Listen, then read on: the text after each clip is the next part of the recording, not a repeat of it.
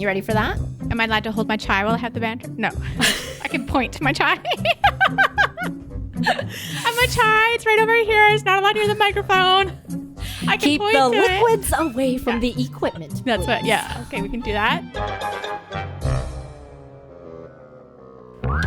Hello, and welcome to the Homestay Kitchen with me, Mary Chan and Erin Eastman. This is a podcast where we serve up stories of being a homestay family, the ups and downs of making a connection with international homestay students. We'll bring a plate full of stories, ideas, interviews, and hopefully dish up some anecdotes to share with our community. In this episode, Erin's going to interview me. We talk about how I got started taking part with international homestay students, throw back to the times with my previous students, talk about my love of food, crafting, and how I shared these interests with my students. Okay. Here we are recording our first episode. Yes. Hi, Erin. Hi, Mary. I'm so excited to interview you. Sure. Okay, I've got my chai over there on the special chair. You leave it over there. It does not get close to the equipment I've been told at nowhere near any of Erin has a bit of a chai habit. Addict? Are you an addict, would you say, from Starbucks? I wouldn't say what it is, Mary. I've come to accept that it is patience in a cup. Yes. Okay? When you are raising 3 children and your husband is out the door before they wake up in the morning and you are responsible for getting them up and to school on time, and even today, even earlier, because it is primary gym setup, and you are the only parent that shows up for primary gym setup with your 3 children. You're giving me the mom eyes right now. I can't even look at you in the face. Get so much judgment from other people, and they're always like, "Oh, you always have your Starbucks in hand." I'm like, "Do you function without caffeine?" Because I do all of that without caffeine. I don't even get breakfast out the door. That right there is breakfast today. So yes, I can't even hold it right now, but I can look longingly at it. And every once in a while, I'm going to just take a step away from the microphone. I might have to put it down. Oh, I see. Or just here, I'll just demonstrate right now. I'm just going to reach over and right now, just over here. Is that good? Oh my God, that was good. It just fills me up. Gives me the energy I need before I go back Erin. to that school and just not yell at those children during the lunch hour.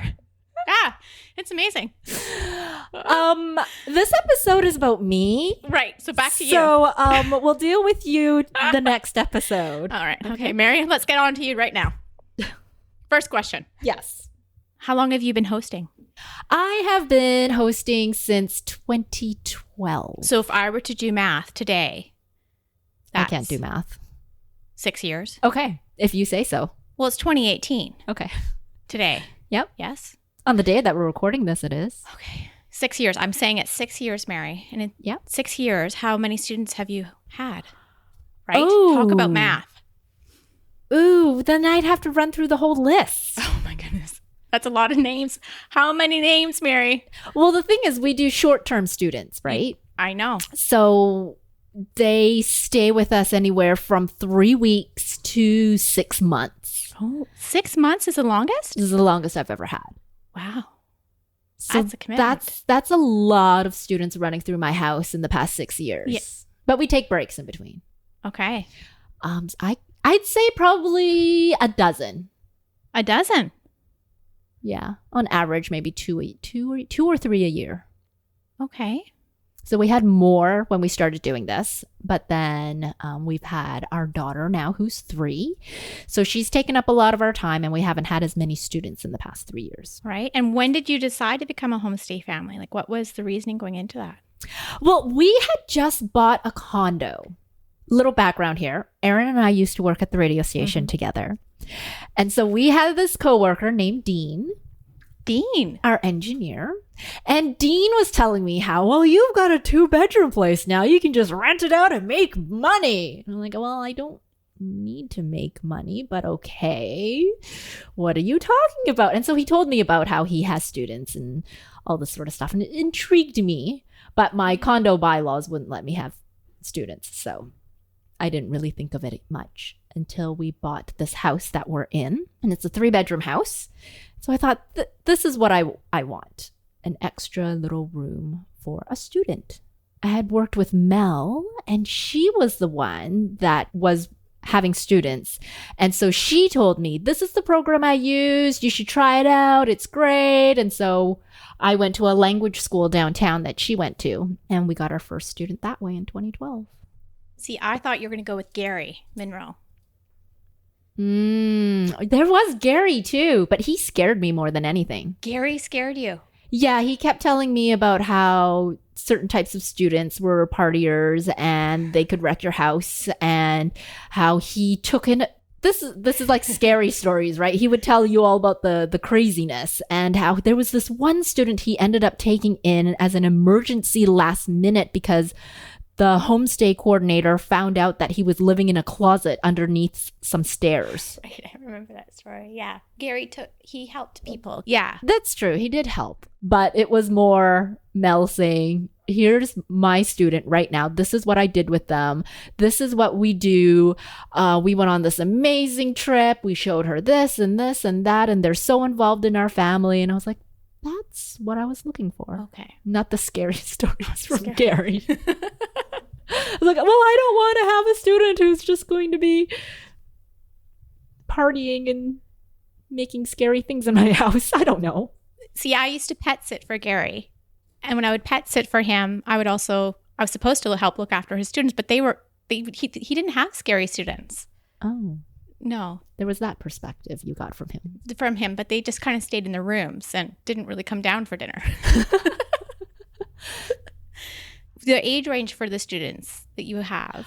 They range anywhere from like 14, Wow. 15 to... Very young. Our average is about like 21, early 20s. I've also had a 60-year-old student. Okay. Yeah, so they really range. 60-year-old. And how was that experience like? Well, I had this dream because of Mel. I'm going to blame her. So Mel, if you're listening, I'm sorry. She was telling me about the student that she had that was older and taught her how to cook because she was in Japan. And so they taught her how to cook Japanese food and all this sort of stuff, and how it was just like having a mom, and it was so great. And I thought, because I love to cook, I would love to have somebody teach me all their traditional foods. Didn't matter which culture it was. But the student that I ended up having, the 60-year-old, was also from Japan. So I just had these grand dreams and expectations. And then when she got here, it turned out that she hated cooking. Oh, no. She didn't want anything to do with meal prep. Oh, dear. And for lunches, she didn't want any of our food for lunch. Oh. And she only wanted one slice of bread and a slice of ham. And I'm like, that's fine if that's what you want. But That doesn't sound very appetizing. I think we were just mismatched. Yes. Food is so important to you, Mary. Yeah. But she was nice and pleasant. You're right. It was just not what my expectations were. No. And I think that's where a lot of the problems stem from. Yes. Everybody's expectations. Right. Speaking of food, it is such an important part of our day Mm-hmm. and the homestay experience Mm-hmm. and the culture. Tell us about food and meal prep in your home, because, I know you're an amazing cook. What goes on in your kitchen? I share a lot of my cooking with my husband, Mm-hmm. John, Mm-hmm. and we cook a lot. I don't even know how to explain it. Like, I do a lot of traditional Chinese cooking because my background, my parents are from Hong Kong and China. Right.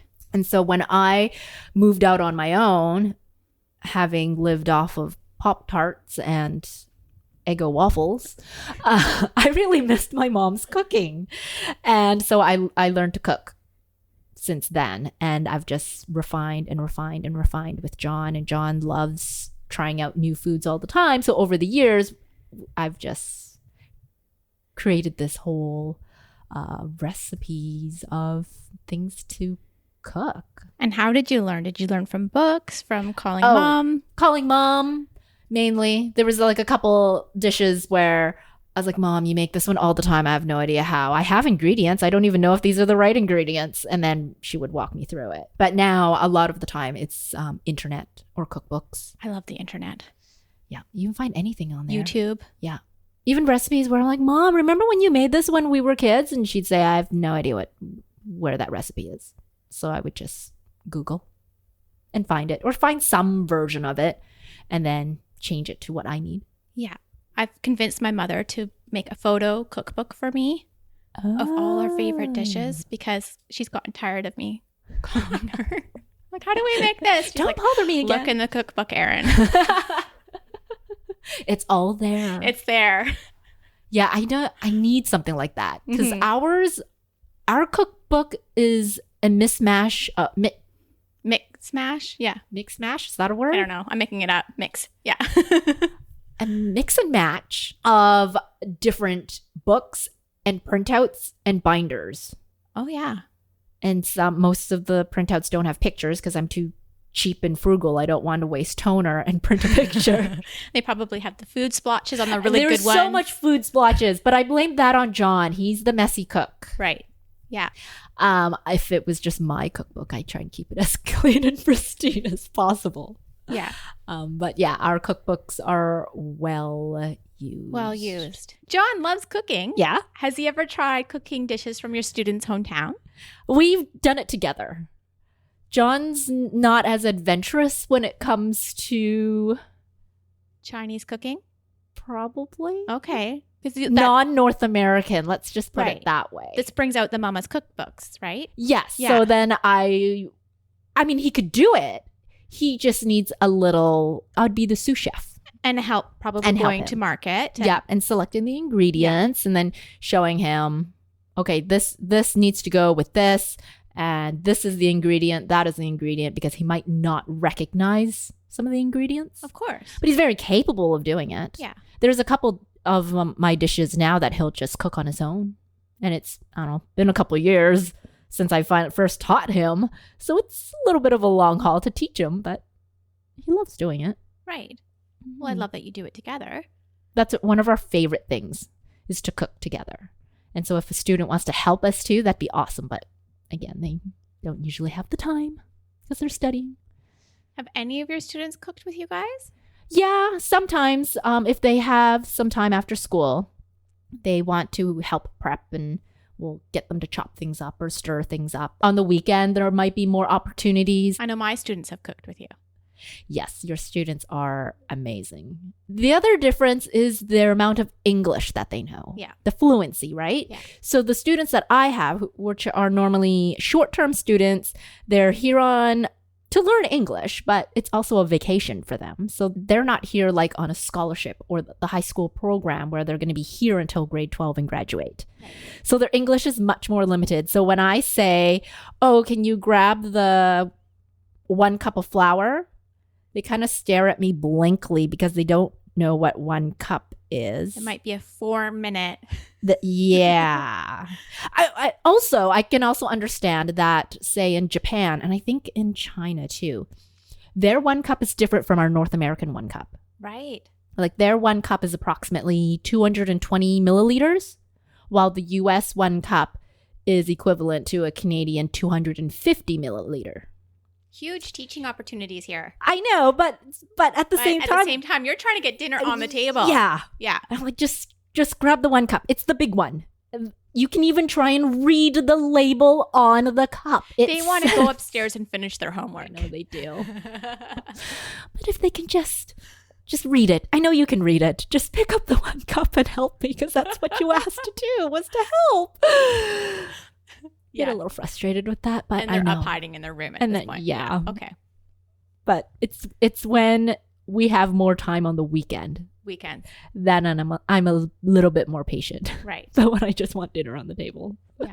Hungry 3-year-old waiting. Yeah. So there's no dilly-dallying around. And so most of the food that comes out of your kitchen is made from scratch? Made from scratch. Yeah. Yeah. I love buying fresh ingredients, going to the market, seeing what's available. Mm-hmm. And we meal plan every Sunday. Mm-hmm. And we do our grocery shopping then. And it's less stress for us to meal plan. So then we know what we're having for dinner. And so when students are living with you, are they involved in the meal plan? And we like to always go grocery invite shopping? them. Most of the time they're studying, or they have after school activities.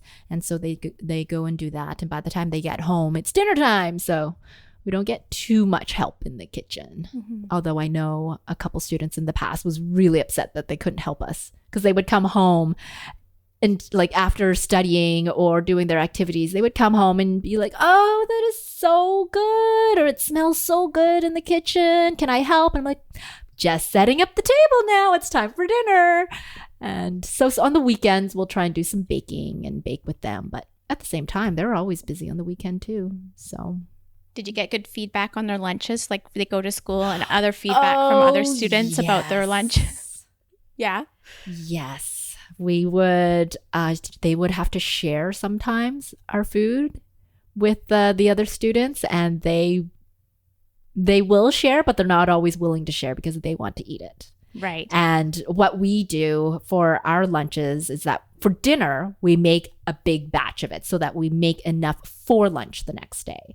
So it's not necessarily leftovers. It is made with specifically in mind that everybody will eat the same thing for lunch the next day. And so they have it just in a little container they can microwave in. There's a microwave at all the schools.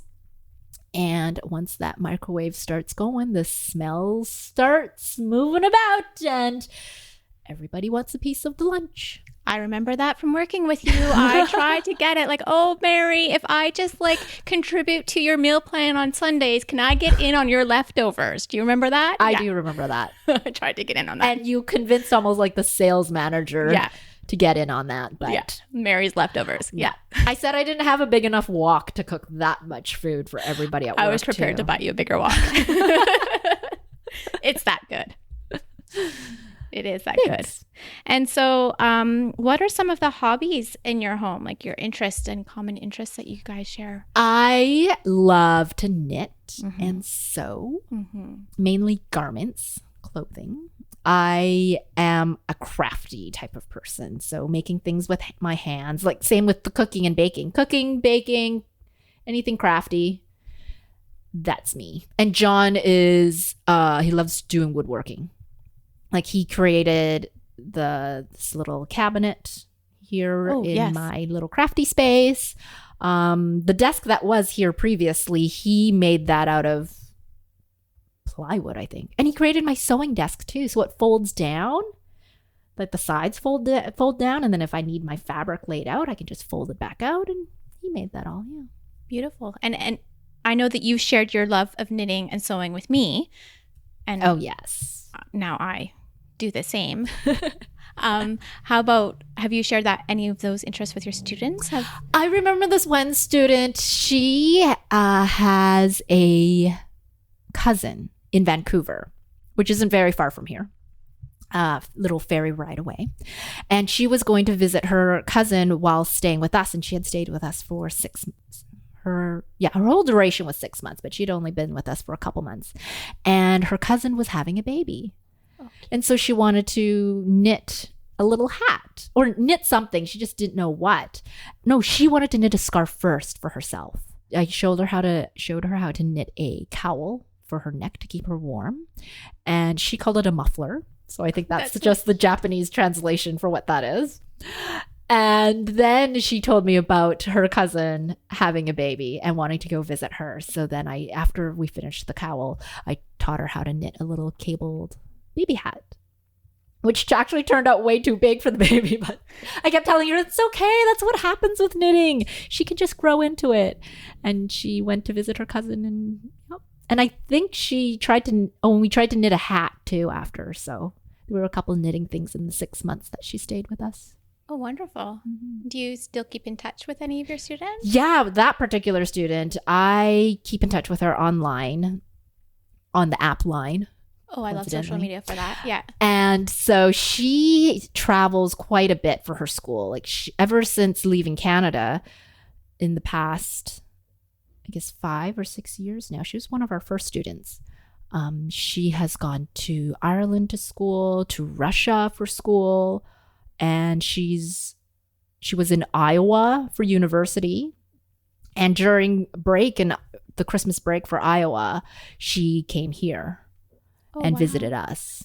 And she met our daughter for the first time because we hadn't had a kid at that point. So yeah, so it's just neat to talk with her now and her different points of view. And she was 16 at the time, and she's, you know, older now, right? She's a university student. So that was really fun to do and have her in our house again. Oh, wow. So hosting students before having a child and hosting after is very different. How so? Before, we would love to take our students out all the time.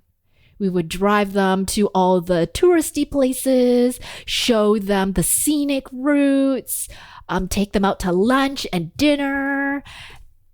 And especially when they first arrive, like their first weekend here, we'll always make sure that we have time just for them and make sure they're settled in. But most of that has gone to the wayside, sadly. I mean, I really wish that I could spend more time doing things like that. But with our daughter being 3, she's just so demanding. And well, actually, it might be a little bit different now because she just stopped napping. Before it was, we had to be home in time for her to nap. If she did a nap at her specific time, she would be angry and tired, and nobody would have a fun time around her. And so I felt a little bad for our students that sometimes we would say, okay, well, we have to be home now. And, you know, you can watch TV, you can play games, you can do whatever you like, homework, rest in your room, but we're going to have to put Kira down for a nap now. And so we would come home, put our daughter down for a nap, and then our student would just do whatever. Most times they're pretty independent. Like if they've stayed with us for a while now, they would just say, yeah, no problem. I'm going to go out and I have plans to go shopping with my friends when it's your daughter's nap time. So that's what they would do. But other times if they would just hide in their room, which I feel really bad. I'm like, well, a part of the experience of being in Canada is for you to go out, meet friends, and go explore. Use your English by buying a cup of coffee, by going shopping, not just sitting in your room or expecting us to teach you English. We're happy to help you, and we would love to communicate with you. But we've had a couple students where they didn't want to go out and they would just stay in their room the whole time. And I just kept wondering, was that a good experience for everyone involved? Were you learning English? Yeah. So now with the students we're going to have, I'm hoping that they will like children and play with our daughter. And since our daughter is so outgoing and loves to make friends, that they will play and make a good connection. And because she doesn't have to nap anymore, we can go out and explore more often. That would be lovely. Mm-hmm. What are some of the challenges and difficulties you've experienced hosting? I'm going to go back to what I said about expectations. Depending on the profile that you get of the student, sometimes you don't get a big profile. Sometimes you get a lot of information, which is great. But I find that sometimes the profiles I get aren't very detailed. And so I don't know what to expect. Or if they have just one or two little tidbits, I kind of gravitate towards that and hope for a certain scenario to happen. But I have to just keep reminding myself that every student is a different person. And I can't expect them to be a certain way or act a certain way in front of us or our daughter.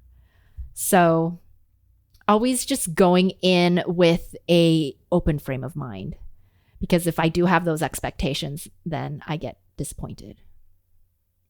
And there's also the cultural differences and the language barrier. The students that I get, they speak very minimal English. Right. They can read and write very well, but they can't speak very well. And so we have a lot of difficulties with that. But for me, it's not too bad because my parents came from Hong Kong and China. And so English is their second language. So growing up, I've always had to be a translator for them or just try and navigate that. And so I've had that sort of a cultural experience. And with me being born in Canada, being Canadian, I see both sides of it from my parents' end, from being a host parent. So I try to help. I do a lot of charades and hand talking with my hands before I try and pull out the Google Translate. Though the Google Translate is very helpful too. I've not yet had to pull that one out. Google Translate? Yeah. Oh, well, it's because your students are here on an academic program for long term, and their English is just spectacular. Yeah. While my students are very shy in using their English. Right. Because they're not very confident. Yeah. Because the level isn't as high. Mm-hmm. It's not a second nature for them, right? They have to translate what you just told them into their language, then figure out how they want to answer you from their language, translate that into English, and then speak it out to you. Right. So a lot of our conversations usually go with, like, if they just arrived, you're like, oh, how was your flight? Pause.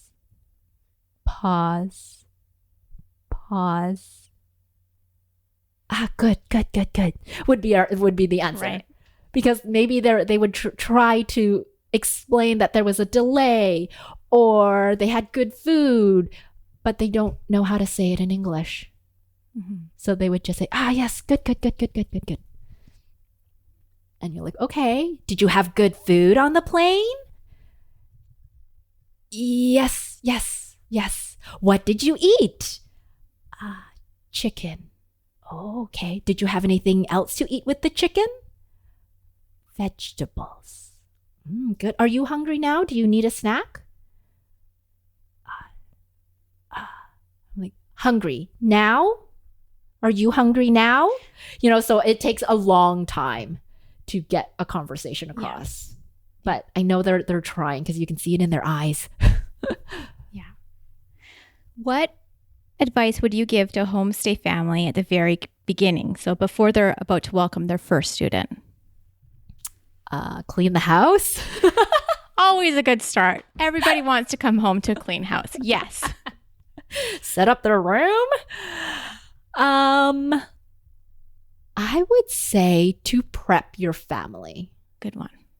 Make sure everyone is on the same page, that they remember that the student is arriving. Have you had it where people don't remember their students arriving? Well, not that they don't remember, but just saying, hey, a reminder, it's this Friday is when she's arriving. Yeah. Not 2 Fridays from now.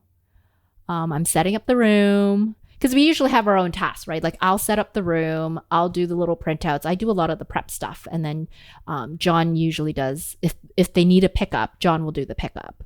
So I just have to remind him, you're picking her up, right? Yes. Okay, great. And they're staying for X amount of time. So, but he's also really good at planning too. So he will always ask me, when is the student staying until again? I'm like, it's in the calendar. You can see it, but just needs that reminder. So just prepping and saying, don't forget, this is the person's name. Don't really know if that's how you pronounce it, but this is how you spell it. They're from this country, this province in that particular country, running by the whole profile, how old they are, what their interests are, if you know. And that way they could also be in the right mindset. So when they show up, they have some conversation topics to make the student feel comfortable on their first day in your house and in a foreign country. Because my students are usually short term. So this is their first time abroad, their first time leaving their own country, speaking another language. It's a whole culture shock too. They have no idea what to expect. And they don't really know you. They got a picture of you, hopefully, and the profile of you, but they don't really know what to expect. And it's same for us, right? We don't know what to expect from them. We usually just get a profile. We don't even get a picture of them. So we get their email address and then I email them and say, oh yes, you're coming in 2 months. I can't wait to meet you. And then I give them a quick little, this is us. Here's the latest picture of the 3 of us. And this is what we like to do. We go grocery shopping every Sunday, and I give them a rundown of what our daily lives are like. Oh, good. And then I ask, oh, do you have a picture? And what do you like to do on your time off when you're not studying? Or then I start asking little questions and I try and get a little conversation going. But again, the English sometimes is a little limited. So I can't always get a big response from them. Usually short little emails.